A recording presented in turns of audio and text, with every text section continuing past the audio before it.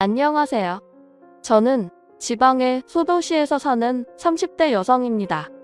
본격적인 사연 소개 전에 제가 살아온 이야기를 해볼까요? 제 부모님은 징그럽게 싸우시다가 저 고등학교 때 이혼을 하셨습니다. 제 기억을 더듬어 보면 처음부터 부모님 사이가 좋지 않았던 것은 아니었어요.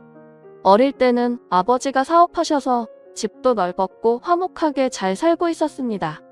그런데 아버지가 큰아버지의 보증을 서시고 큰아버지가 연락이 끊기면서 아버지는 신용불량자가 되었어요. 그때부터 우리 집은 급속도로 작아지기 시작했습니다. 2층 집이 단층 주택이 되었고 마당이 사라지고 방 3칸에서 2칸, 급기야는 반자의 원룸에서까지 살게 되었어요. 그렇게 집이 망함과 동시에 살아갈 희망조차 잃은 아버지는 점점 술에 의존하시며 도박까지 하게 되었고 결국 두 분은 이혼하시게 되었습니다. 그 뒤로 저는 엄마와 함께 살게 되었어요. 엄마는 예전에 요양보호사와 사회복지사 자격증을 취득하셔서 어렵지 않게 요양원에 취업할 수 있었습니다. 부모님의 이혼 후 아버지를 다시 뵌 장소는 장례식장이었어요. 처음에 이혼하면서 아버지는 친척들에게 가서 도움을 받는다고 했지만 그 친척들은 다들 아버지를 반기지 않았고 결국 아버지는 찜질방과 모텔을 전전하며 사셨다고 합니다. 아버지는 여전히 술을 매일 드셨고 술을 드시고 찜질방에서 주무시다가 심장마비로 돌아가셨어요. 아버지의 장례식장에는 친할머니와 고모가 계셨는데 저와 함께 온 엄마를 발견하시고는 지가 남편 죽여놓고 무슨 낯짝으로 왔냐며 화를 내셨습니다. 엄마가 그들에게 당하고 있는 모습을 보고 있자니 화가 너무 나서 제가 큰아버지 때문에 이렇게 된 것이지 이게 왜 엄마 때문이냐고 소리를 질렀어요. 고모는 어린 게 되든다고 하며 저를 밀었고 그 모습을 본 엄마는 또 화가 나서 아버지의 영정사진 앞에서 대판 싸웠습니다. 이게 아버지와 아버지 친척들의 마지막 모습이었어요.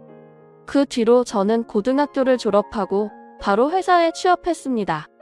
집안 형편도 넉넉지 않았고 제가 원래 공부를 잘했던 것은 아니라서 대학교를 다니며 쓸데없이 돈 낭비를 하느니 빨리 회사에서 돈을 버는 게 더 낫다고 생각했어요. 그래서 집 근처의 어지간한 회사에 다 이력서를 넣었고 그 결과 중소기업의 격리로 입사를 하게 되었습니다. 그곳에서 4년 정도 일하며 이것저것 자격증을 땄고 나이는 어려도 성실히 일한 경력과 자격증으로 꽤 좋은 중견기업의 경력직으로 이직을 하게 되었어요. 수도권이라면 어려웠겠지만 제가 사는 곳은 지방의 작은 도시라 젊은 사람들이 많이 없었고 그래서 더 쉽게 이직에 성공할 수 있었던 것 같습니다. 저는 20살 때부터 8년간 열심히 일하며 돈을 모았지만 내 수중에 있는 돈은 8천만 원이 전부였어요. 그렇게 열심히 일했는데 이것밖에 못 모인 것을 보니 답답하더라고요. 저의 쥐꼬리만한 월급 모아서는 행복하게 살 수 없겠다고 생각하여 재테크를 하기로 했습니다. 그런데 혼자 하자니 너무 어렵고 막막하더라고요. 그래서 이것저것 찾아보다가 이 지역에 재테크 동호회가 있다는 것을 발견하고 바로 가입했습니다. 그곳은 직장인이 퇴근 후 할 수 있는 부업이나 주식, 코인 등의 재테크에 대한 정보를 교류하는 모임이었어요. 거기서 같이 재테크를 공부하면 저도 재테크에 대한 지식을 얻을 수 있을 것으로 생각했습니다. 이 동호회에는 규칙이 하나 있었는데 여기서는 서로의 이름과 나이 말고는 직장이나 연소득 같은 것은 아예 공개하지 않는 것이에요. 그냥 순수히 재테크 과정과 결과만을 공유해야만 했습니다. 동호회에는 회장, 부회장, 총무가 있었는데 그중 총무를 맡고 계신 분이 투자나 재테크, 부업에 대한 지식이 가장 많아 보였어요. 나이는 저보다 3살이 많았고 그의 이름은 임윤호였습니다. 저는 재테크나 투자에 대해서 아무것도 모르기에 윤호 씨에게 많이 배웠고 윤호 씨가 알려줘서 안전한 회사의 장기 주식 투자는 물론 퇴근 후 부업도 하기 시작했어요. 윤호 씨의 추천대로 하니 월급만큼은 아니지만 적지 않은 여유돈이 생기게 되었습니다.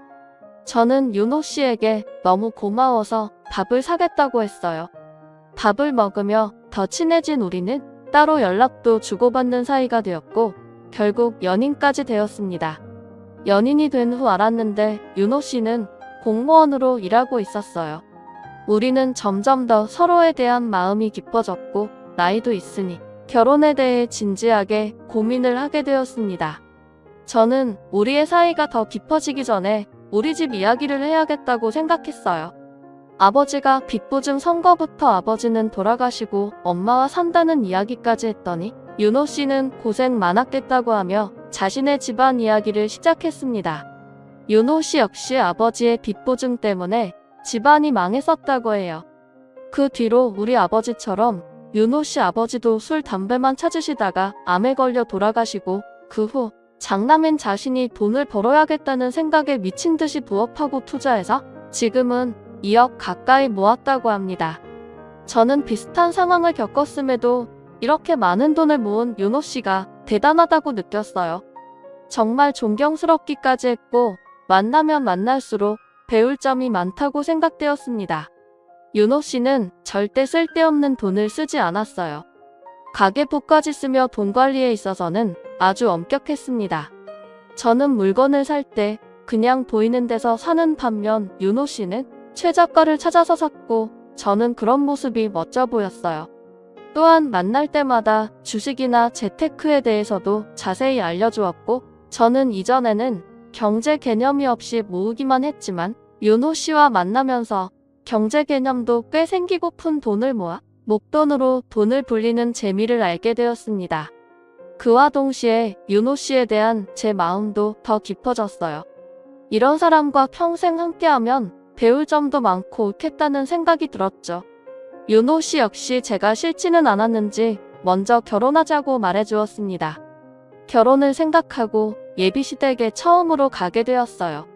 처음에 떨리는 마음으로 예비시댁에 들어섰는데 저는 깜짝 놀랐습니다. 집에 비닐봉지 먹던 물병이 가득 있었고 정말 여기가 고물상인가 싶었어요. 제가 조금 당황한 표정을 짓자 예비 남편은 우리 엄마가 알뜰하게 사신다며 아주 자랑스럽게 이야기를 했습니다. 어머니께서 제게 줄 음료수를 준비하시며 우연히 냉동고를 보게 되었는데 냉동고에는 엄청난 식재료들이 얼려 있었어요. 솔직히 우리 엄마 또한 넉넉하지 않은 형편 때문에 쉽게 물건을 버리지 못하시고 다 모아두고 사셔서 예비시댁의 그런 모습이 이해가 되었습니다. 예비 시어머니는 식사 후 아들과 결혼해줘서 너무 고맙다며 둘이 잘 살아보라고 하셨어요. 솔직히 제가 가진 돈이 많이 없어서 걱정했는데 다행히 예비 시어머니는 우리도 해줄 수 있는 형편이 되지는 않으니 예물 예단 다 생략하고 그냥 둘이서만 잘 살아달라고 하셨습니다. 이어서 상견례도 잘 진행되었고 어렵지 않게 결혼까지 하게 되었어요. 일단 우리가 가진 돈으로 신혼집을 마련하려다 보니 원룸밖에 살 수 있는 곳이 없었습니다. 어차피 아기가 있는 것도 아니고 우리 둘만 있으니 원룸도 나쁘지 않겠다 싶어서 원룸에서 신혼을 시작했어요. 결혼 후에도 저는 여전히 회사에서 근무하고 있었습니다. 어느 정도 집안이 정리되고 결혼 후 둘이서 함께 처음으로 만난 주말이 되었어요. 남편은 저에게 이제 우리가 부부가 되었으니 경제 지식이 더 많은 자신이 직접 제 월급과 모은 돈 관리를 하겠다고 했습니다. 어차피 부부는 같이 생활을 하는 것이고 제 돈이 남편 돈이고 남편 돈이 제 돈이라는 생각에 알겠다고 했어요. 남편은 이어서 앞으로 경제 지출을 어떻게 할지에 대해서 이야기를 했습니다. 공과금, 식비, 생활비 같은 것들은 남편이 가계부를 쓰고 함께 공유하기로 했어요. 그리고 양가 어머니에 대한 용돈은 매달 똑같이 들이대 각 가정에서 나가는 경조사 비용은 그때그때 상황에 따라 정하기로 했습니다. 이렇게 저는 모든 경제권을 남편에게 넘기고 남편의 카드로 생활했어요. 또한 퇴근 후에는 같이 부업을 하며 시간을 보냈습니다. 그렇게 우리는 악착같이 돈을 모으고 절약하고 이렇게 생긴 돈으로 안정적인 회사에 주식 투자를 하거나 저축했어요. 그리고 2년 후 우리는 돈을 불려서 방 2칸짜리 아파트로 이사를 했습니다. 구축이기는 했지만 내부는 인테리어가 다 된 집이라 아주 깔끔했어요. 여전히 저는 남편의 카드로 생활하고 있었고 가끔 예상치 못한 큰 돈이 지출되면 남편이 뭐라고 하기는 했지만 그래도 상황을 이야기하면 남편도 수긍하고 넘어갔습니다. 그러던 어느 봄날 며칠째 건조주의보가 발령될 정도로 매우 건조한 날씨가 이어졌어요. 당시 우리 시댁은 산 바로 밑에 집에서 살고 있었는데 시댁 바로 뒤에 산에서 화재가 발생했습니다. 금세 잡힐 줄 알았던 산불은 점점 더 커졌고 위험하다고 느낀 시어머니는 안내방송에 따라 귀금속과 중요한 것만 챙겨서 대피해야 하는 상황이었어요. 그래서 시어머니는 우리 집으로 대피를 했습니다. 다행히 시댁 바로 옆에서 불길이 잡히기는 했지만 시댁 창고가 불이 탔어요. 시어머니가 물건을 절대 버리지 못하는 성격이라 집에 물건이 쌓여 있어서 창고를 하나 만들었습니다. 이 창고에는 박물관에서나 볼 법한 아주 많이 오래된 물건부터 흔히 쓰는 플라스틱 물병까지 온갖 잡동사니가 한가득 있었어요. 그런데 이곳이 타버린 것입니다. 시어머니는 너무 속상해했지만 저는 그래도 창고만 타서 다행이라고 생각했어요. 솔직히 창고에 이것저것 물건은 많지만 제가 보기에는 그냥 쓰레기 같아 보였거든요. 어쨌든 완전히 불길이 잡힌 후 시댁에 가보니 불을 잡는다고 시댁을 향해 물을 뿌리는 바람에 집이 엉망이었습니다. 저는 남편에게 집이 정리될 때까지 우리 집에서 함께 있자고 했어요. 그 뒤로 우리가 회사에 출근해 있는 오전 오후에는 시어머니와 동네 사람들이 집을 정리하고 저녁에는 저와 남편이 조금이라도 집 정리를 도와드리기로 했습니다. 이렇게 저는 당분간 시어머니와 함께 살기 시작했어요. 시어머니는 정말 하나부터 열까지 뭐 하나 버리는 것이 없었습니다. 시어머니가 집에 온 뒤로 냉장고에는 음식물 쓰레기인지 뭔지 모를 것들이 한가득 있어요. 필요 없는 것 같아 제가 버리려고 하면 나중에 다 먹는다며 절대 못 버리게 하셨습니다. 그러나 그 음식은 일주일 후에도 그대로였고 결국 신내가 나거나 상해서 음식을 버려야만 했어요. 하루는 시어머니가 밖에서 플라스틱 생수병을 하나 들고 왔고 저는 당연히 쓰레기라고 생각해서 버렸습니다. 그런데 버리고 나서 시어머니가 생수병을 찾으시는 거예요. 저는 당연히 쓰레기인 줄 알고 버렸다고 말씀드렸습니다. 그걸 버리면 어떡하니? 너는 참 애가 아낄 줄도 모르고. 내가 지난 한 달간 내가 살림하는 것을 보니까 아주 펑펑 쓰고 살더라. 양치할 때도 왜 쓸데없이 물을 버리니? 그리고 집에서 샤워할 거면 빨리 해야지. 10분씩이나 샤워하는 게 말이 돼? 게다가 뜨거운 물로 말이야. 이제는 봄이니까 찬물로 그냥 샤워해도 되잖아. 내가 가르쳐야 될 것이 너무 많다. 앞으로 내가 너 옆에서 살림을 가르쳐야겠다. 그래, 좀 배워. 나보다 엄마가 더 많이 아끼시고 사시니까 엄마한테 아껴서 살림하는 법 좀 배워. 가만 보면 너는 정말 막 쓰고 살아. 땅을 파서 돈이 나오는 것도 아닌데 말이야. 시어머니와 남편은 같이 저에게 낭비하며 산다고 구박을 해댔습니다. 시어머니는 저의 씀씀이가 해프다고 걱정하며 한 달 만에 시댁이 다 정리되었음에도 우리 집에서 계속 사셨어요. 그러면서 제 생활 하나하나를 지적했습니다. 씻을 때도 정확히 5분이 지나면 빨리 나오라고 불과 보일러를 꺼버렸어요. 쓰레기도 저는 날씨가 따뜻해지면서 벌레가 생길 것 같아 대충 다 차면 버렸지만 시어머니는 절대 못 버리게 했고 발로 꾹꾹 눌러서 쓰레기 봉지가 터질 것처럼 데워버렸습니다. 쓰레기 봉지에서 냄새가 나서 대충 채우고 몰래 버리려고 하면 쫓아와서 안 된다고 성화이셨어요. 음식을 할 때도 가스불은 조금만 켜라고 하고 설거지도 항상 찬물로 하라고 했습니다. 남편은 옆에서 말리기는 커녕 엄마한테 생활의 지혜를 배우라며 더 난리였어요. 그나마 제가 회사 다니고 있어서 시어머니와 마주치는 시간이 저녁뿐이라 다행이긴 했네요. 그렇게 지옥 같은 한 달 후 시댁이 완전히 정리되어 드디어 집에 가셨습니다. 시어머니가 집에 가자마자 저는 냉장고와 냉동고에 있던 정체 모를 음식들을 다 정리했어요. 남편은 이걸 아깝게 다 왜 버리냐고 했지만 음식들이 다 상하고 냄새 나는 것을 보고 빨리 버리라고 했습니다. 그렇게 시어머니가 가시고 얼마 후 회사에서 일하는데 친정엄마한테서 전화가 왔어요. 지붕에서 물이 조금씩 새서 장마가 오기 전에 지붕 공사를 해야 하는데 공사 기간인 2주일 정도만 우리 집에서 살아도 되냐고 물어보셨어요. 저는 당연히 엄마를 집에 모시고 싶었지만 집에 저만 사는 것이 아니기에 일단 남편에게 물었습니다. 그런데 남편이 생각 좀 해보고 집에 가서 이야기해보자고 했어요.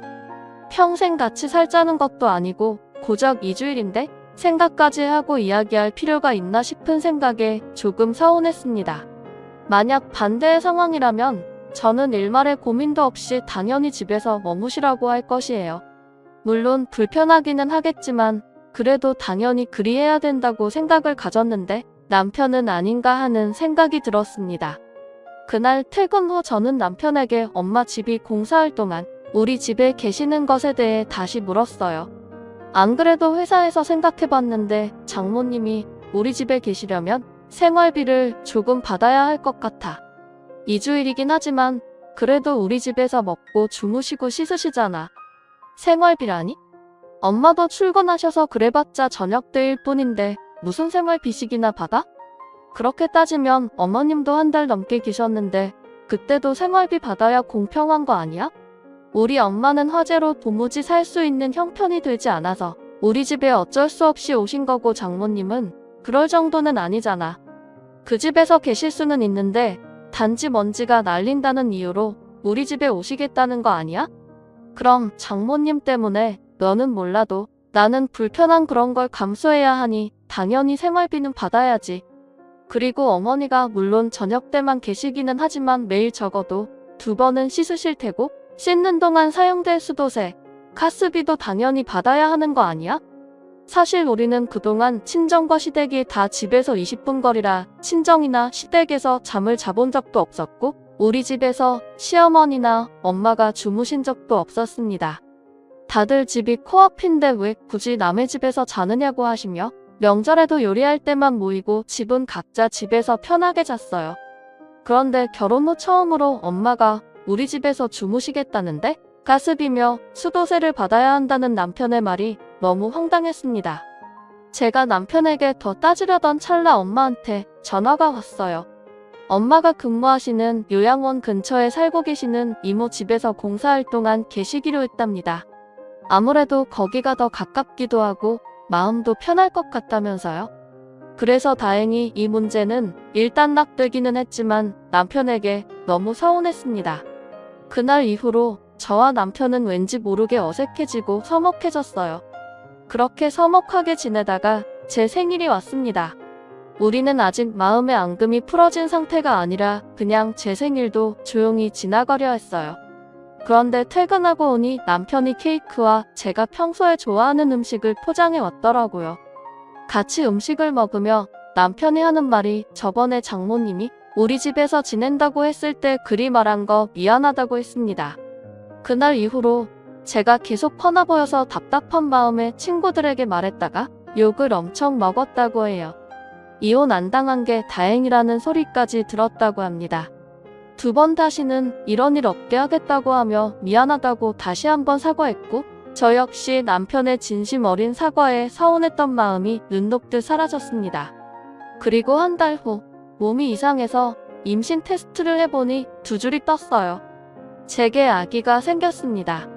사실 우리는 돈을 좀 더 모으고 아기를 가지려고 했는데 생각보다 일찍 생긴 아기에 조금 당황했어요. 그래도 저도 남편도 우리의 이세가 생긴 것이 너무 행복했습니다. 그런데 대부분 아기가 처음 생기면 좋은 옷과 신발을 새 것으로 사주잖아요. 남편은 생각이 달랐습니다. 어차피 아기가 금방 크기 때문에 좋은 옷을 사줘봤자 얼마 입지 못한다고 하며 여기저기서 중고로 옷을 엄청 받아왔어요. 아직 태어나지도 않았고 성별조차도 모르는데 집에 베넷 저고리부터 초등학생이 입을 만한 옷까지 엄청 많았습니다. 그런다고 옷이 좋은 것도 아니었어요. 물론 한두 개는 브랜드 옷도 있었지만 대부분은 누래지고 허름한 옷이었습니다. 제가 남편에게 우리 아기에게 어떻게 이 옷을 입히냐고 하니 집에서만 입히는데 뭐가 문제냐고 했어요. 또한 아기를 키우는데 꼭 필요한 것은 아니지만 있으면 좋은 유모차, 아기띠 같은 물건들은 다 중고거래나 아는 사람이 쓰던 것을 받아왔습니다. 이렇게 여기저기서 받아오니 집이 창고 같아졌어요. 이미 아이를 키우고 있는 친한 언니들은 남편 말이 틀린 것은 아니라며 알뜰살뜰해서 참 좋다고 했지만 저는 너무 스트레스였습니다. 그러다가 제가 있덧이 시작되었어요. 밥 냄새, 김치 냄새만 맡아도 속이 너무 안 좋았고 음식 생각만 해도 속이 울렁거려 일상생활이 거의 불가했습니다. 게다가 병원에서는 유산의 위험이 있다고 하며 집에서 절대 안정을 취하라고 했어요. 심한 입덧에 유산의 위험으로 저는 오래 다니던 회사를 어쩔 수 없이 관두게 되었습니다. 그렇게 집에서 입덧으로 고생을 하고 있었는데 친정엄마가 저를 임신했을 때 김밥만 먹었다며 혹시 모르니 김밥을 먹어보라고 사다 주셨어요. 저는 당연히 못 먹을 것으로 생각했지만 신기하게 김밥은 또 잘 먹히더라고요. 한동안 계속 먹지 못하다가 김밥이라도 먹으니 살 것 같았습니다. 다음날 집에 있다가 김밥을 남편 카드로 주문했어요. 남편이 집에 있는데 카드를 왜 썼냐고 짜증 섞인 목소리로 전화를 했길래 김밥이 먹고 싶어서 주문했다고 했습니다. 남편은 집에 있으면서 무슨 김밥을 시켜 먹냐며 그럴 바엔 그냥 밥을 먹으라고 했어요. 저도 어지간하면 밥을 먹는데 밥 냄새만 맡아도 구토하는데 어쩌라는 건가 싶었습니다. 그리고 제가 김밥을 몇만 원치라도 샀으며 남편의 이런 반응을 이해하겠지만 김밥으로 결제된 금액이 기본 주문 금액 10,000원에 배달료 3,000원 붙어서 고작 13,000원이었어요. 13,000원이 아주 적은 돈은 아니지만 그래도 아내가 입덧 중에 유일하게 먹을 수 있는 음식이 김밥이라 주문한 건데 이게 그렇게 짜증을 내릴 일인가 싶었고 남편에 대한 정이 뚝 떨어졌습니다. 그날 김밥이 와서 먹기는 했지만 그 뒤로는 남편의 눈치가 보여서 김밥을 먹지 못했어요. 그렇게 지옥 같은 입덧도 시간이 흐르니 잠잠해졌습니다. 입덧이 지나고 나니 이제 배가 불러오기 시작했어요. 어느 정도 밥을 먹을 수 있게 되었고 임신도 안정기에 접어들며 의사 선생님이 슬슬 움직여도 된다고 하셨습니다. 그래서 집에 있으며 책도 읽고 집안일도 하며 있는데 남편이 집에만 있지 말고 주식 투자를 해보라고 했어요. 원래 우리는 주식 투자를 장기 투자로만 하고 있었습니다. 그런데 남편이 주식을 잘하는 사람들은 단기로도 투자를 많이 한다며 한번 공부하며 해보라고 했어요. 그러면서 되지 않던 컴퓨터도 최신식으로 바꾸고 자신의 주식 계좌를 알려준 후 저에게 500만 원을 건네주었습니다. 저는 남편이 준 500만 원으로 단기 투자를 시작했어요. 도박의 위험성이 있었지만 생각보다 잘 되었고 그렇게 단타로 번 돈으로 남편에게 화재로 타버린 시댁의 창고를 다시 만들어드리자고 제안했습니다. 남편은 안 그래도 시어머니가 창고 없어서 불편해했는데 잘했다고 하며 시댁에 창고를 짓기 위해 업체를 선정하고 시댁은 공사가 시작되었어요. 창고가 완성되는 날 저와 남편은 소고기를 들고 시댁에 갔고 시어머니는 아주 기뻐하셨습니다. 우리 아들이 돈 많이 벌어서 이렇게 창고도 다시 만들어주고 아주 기특하네. 우리 아들이 역시 최고야. 어머니, 이 돈은 제가 집에서 주식해서 번 돈이에요. 그러니까 저도 칭찬 좀 해주세요. 내가 무슨 돈이 있어서 주식을 해서 이런 창고를 사드려? 집에 있으면서.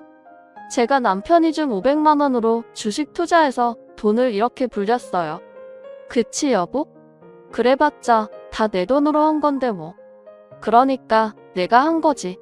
엄마, 우리 고기나 먹자. 저는 남편의 말에 기분이 썩 좋지 않았습니다. 물론 남편이 건네준 500만 원으로 시작한 것은 맞지만 주식을 사고 팔 수 있는 시간은 평일 9시부터 3시 반까지로 남편은 회사에 가 있을 시간이에요. 폰뱅킹을 아예 하지 않는 남편은 그 시간에 주식 투자를 하고 싶어도 할 수 없었고 따라서 그 돈을 불린 것은 오로지 저 혼자 한 것이었습니다. 게다가 이 창고를 먼저 짓자고 제안한 것도 저예요. 그런데 그런 저에게는 최소한 그동안 수고했다, 고맙다는 긍정적인 말은커녕 오로지 남편만 챙기는 시어머니와 이 모든 것이 다 자기 돈으로 했다는 식으로 말하는 남편이 너무 싫었습니다. 그날 먹은 고기는 기분 탓인지 정말 고무 같았어요. 남편과 시어머니는 고기가 엄청 맛있다며 고기와 함께 술을 먹었고 남편은 시댁에서 술 먹다 잠이 들었습니다. 남편은 만취해서 누워있고 저는 옆에 있는데 남편의 핸드폰에서 자꾸 무슨 알람이 울리더라고요. 뭔가 하고 보니 남편이 코인을 하고 있었습니다. 코인은 아예 해본 적이 없어서 뭐가 뭔지는 잘 모르겠지만 금액이 마이너스로 찍힌 것을 보니 뭔가 잃은 것 같았어요. 그런데 처음에 투자한 금액이 꽤 컸습니다. 저와 결혼 전에 모았던 돈 2억을 다 코인에 투자하고 있었던 것이에요. 어차피 자신의 돈이니 제가 뭐라고 할 것은 없었지만 문제는 그 코인이 폭락하고 대부분 잃고 있었습니다. 이렇게 큰 돈이면 차라리 다른 일에 쓰지 혼자서 쓰다가 돈은 다 날렸다는 것에 너무 속상했어요. 다음날 저는 집에 와서 남편에게 코인하는 것을 봤다고 했습니다. 남편은 왜 그걸 몰래 봤냐고 난리쳤고 저는 남편에게 부부인데 코인에 투자한 사실도 같이 공유해야 하는 것 아니냐고 했어요.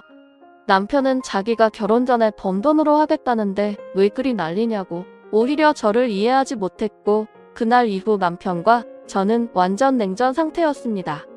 그 뒤로 우리는 남남처럼 말도 잘하지 않고 지냈어요. 뉴스에서 코인 이야기가 나오면 남편은 표정이 어두워지고 한숨만 푹푹 내쉬었습니다.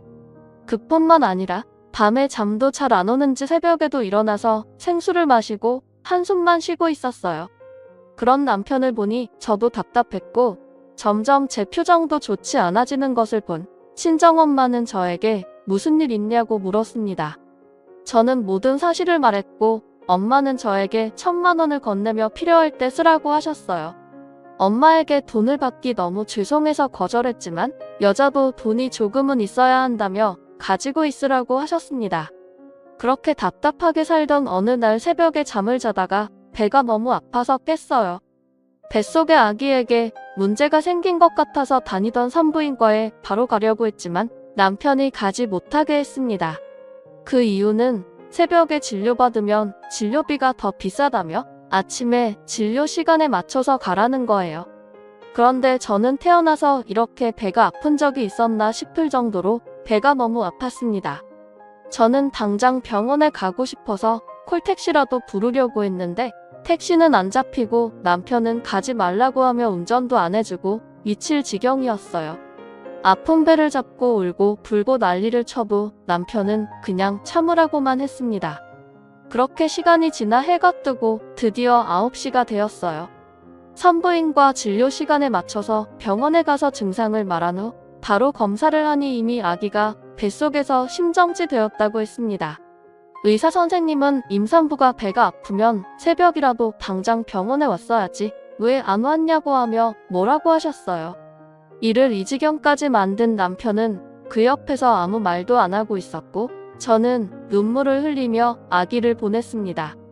아기를 보내고 누워있는데 시어머니의 엄마가 병원에 도착했어요.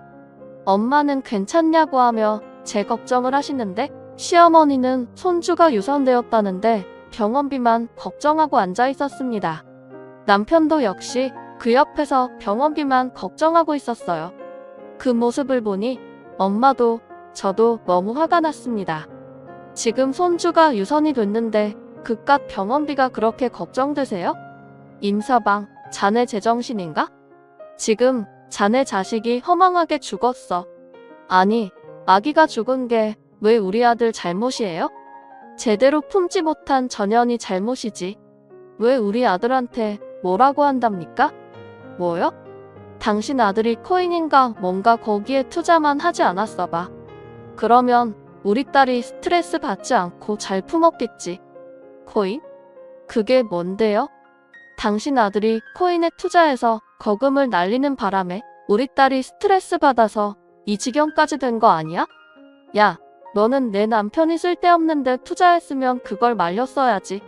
안 사람이 돼서 그걸 그냥 뒀어?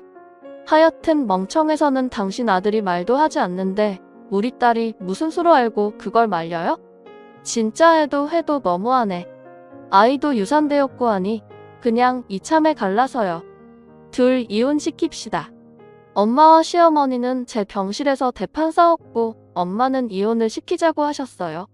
저 역시 뱃속의 아기가 위험한데도 그깟 몇만 원 되는 진료비 차이가 난다고 진료를 못 보게 한 남편과 더는 같이 살 자신이 없었습니다. 일단 친정에서 몸조리 후 몸이 어느 정도 회복되자마자 이혼을 하겠다고 했어요. 그런데 그냥 이혼할 수는 없었습니다. 제가 주식으로 돈을 불린 것이며 남편에게 넘겼던 저의 월급이 아까웠어요. 그래서 그 돈을 달라고 하니 남편과 시어머니는 당연히 안 준다고 했습니다. 결국 이혼 소송까지 하게 되었어요. 이혼 소장을 접수 후 저는 엄마 집으로 들어가서 살게 되었습니다.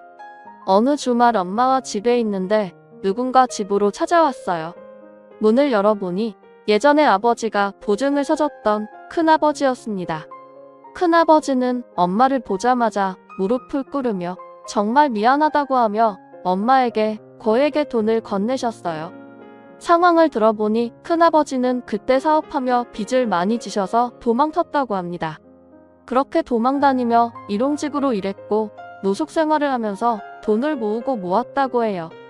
겨우 돈을 다 모아서 아버지에게 돈을 주려고 했는데 아버지는 이미 빚 보증 때문에 돌아가셨다는 소리를 듣고 죄책감이 들었고 그래서 그동안 모았던 전 재산을 가져왔다고 합니다. 엄마는 큰아버지의 돈을 받으며 펑펑 울었고 큰아버지는 다 내 탓이라며 미안하다고 했어요. 그래도 이미 다 지난 일이니 엄마는 음식이라도 대접하려고 했으나 큰아버지는 도망치듯이 떠나시고 그 뒤로는 연락이 안 되는 상태입니다. 그 뒤로 저는 몸이 어느 정도 회복되어 이력서를 이곳저곳에 넣었어요. 그중 한 곳에서 면접 보러 오라는 연락이 와서 면접을 보고 나왔는데 그 회사 직원 중 한 명이 저에게 왔습니다. 그분이 저의 이름을 말하며 혹시 맞냐고 하더라고요. 저는 누구시길래 제 이름을 아느냐고 물었더니 자기는 윤호, 즉 제 남편의 중학교 동창이라고 했습니다. 그러면서 할 말이 있는데 잠깐 시간 좀 낼 수 있냐고 물었어요. 저 역시 면접 보고 나서 딱히 할 일이 없었기에 알겠다고 하고 근처 카페로 갔습니다. 남편의 중학교 동창은 자리를 잡자마자 자신의 학창시절 이야기를 꺼냈어요. 이분의 이름은 임동식인데 중학교 때까지만 해도 둘이 친했다고 합니다. 그런데 남편이 고등학교 때 아버지가 돌아가신 이후로 자신에게는 없는 아버지가 동식 씨에게는 있다며 질투를 했다고 해요. 처음에는 단순히 아버지를 잃은 아픔에 그런 거겠지 했는데 그도가 점점 심해져서 학교에 동식 씨에 대한 이상한 소문을 퍼뜨리고 다녔다고 합니다. 동식 씨는 당연히 친구들이 다들 이 말을 믿지 않겠거니 하며 신경을 쓰지 않았는데 그 당시 공부도 꽤 잘했고 인기도 많았던 남편이 이야기하니 친구들이 다 믿었고 순식간에 동식 씨는 학교에서 왕따가 되었어요. 동식 씨는 남편에게 제발 이 소문이 사실이 아니라고 말해달라고 했지만 남편은 거액의 돈을 가져오면 소문이 거짓이라고 말하겠다고 했답니다. 그런데 동식 씨는 잘 사는 집이 아니라서 그런 돈이 없었고 결국 이상한 소문은 사실처럼 되어버렸어요. 동식 씨는 친구들의 괴롭힘을 당하기 시작해서 전학까지 갔지만 남편은 전학간 학교 앞까지 찾아와서 괴롭게 했고 결국 동식 씨는 자퇴했습니다. 그리고 검정고시를 봐서 고등학교 졸업장을 따고 대학교까지 다녀서 이 회사를 왔다고 해요. 그 뒤로 동식 씨는 임윤호, 그 이름 세 글자만 생각하면 너무 끔찍하고 가만두고 싶지 않아서 매일 SNS로 임윤호는 뭐하고 사는지 확인하고 있었다고 합니다. SNS에서 결혼한다는 소식을 알았고 그러면서 자연히 제 얼굴까지 알게 되어서 연락할 방법을 찾고 있었다고 해요. 그러면서 결혼한 사람에게 이런 이야기를 하는 것이 실례인 것은 알지만 남편의 실체에 대해서 알고 있어야 할 것 같아서 이렇게 말한다고 했습니다. 저는 동식 씨의 이야기를 들으며 사실 결혼을 하기는 했었지만 돈만 밝히는 남편에게 증오심을 느끼고 이혼 소송 중이라고 말했어요. 우린 임윤호에 대한 분노로 똘똘 뭉쳐 강한 동지를 느꼈고 다시 연락하기로 약속하며 서로 연락처를 주고받았습니다. 그리고 며칠 후 주말에 다시 만나서 남편이 근무하고 있는 곳에 보낼 투서를 작성했어요. 동식 씨는 자신이 괴롭힘을 당했던 증거를 바탕으로 글을 썼고, 저는 병원에 가지 못해 유산하고 남편이 돈만 밝히며 임신한 제게 주식 투자로 수익을 낼 것을 강요한 것까지 다 적었습니다. 동식 씨와 제가 그동안 당한 것들을 보기 좋고 깔끔하게 만든 후 남편이 근무하고 있는 곳에 무기명으로 투자를 보냈어요.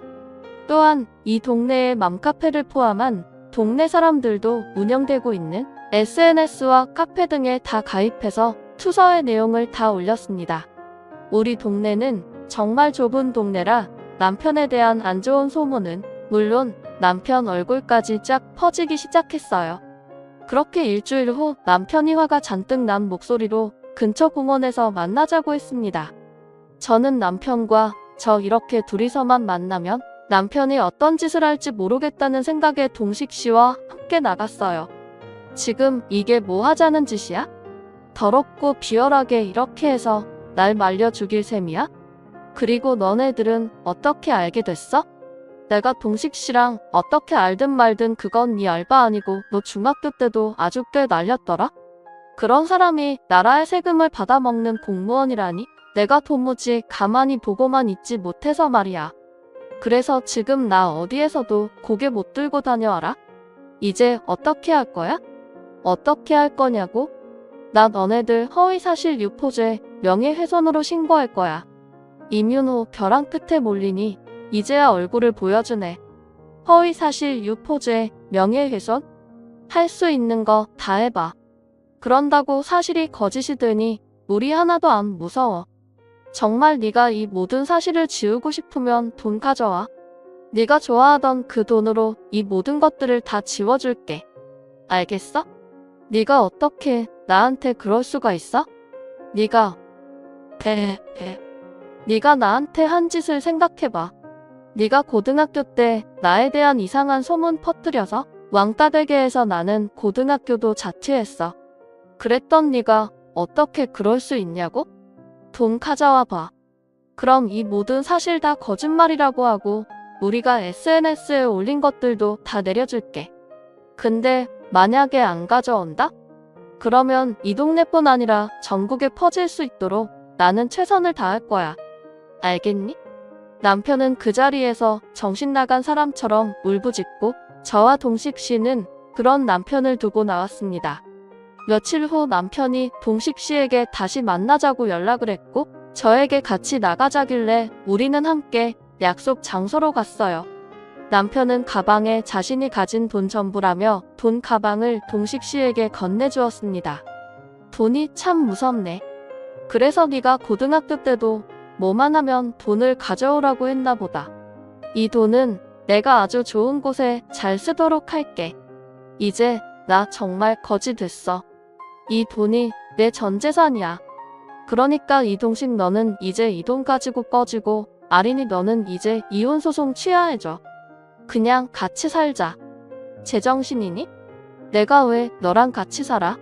너의 그 돈 욕심 때문에 우리 아이도 잃어버린 거 생각 안 나? 나 죽어도 너랑 같이 안 살 거야. 이혼소송은 그대로 진행할 테니까 그런 줄 알아. 남편은 돈에 미쳐서 살았지만 결국 그 돈 때문에 망하게 되었습니다. 우리는 약속대로 SNS와 카페에 올렸던 글을 다 내리기는 했으나 그래도 여전히 남편은 손가락질 받으며 살고 있어요. 또한 저는 이혼소송으로 위자료도 많이 받게 되었습니다.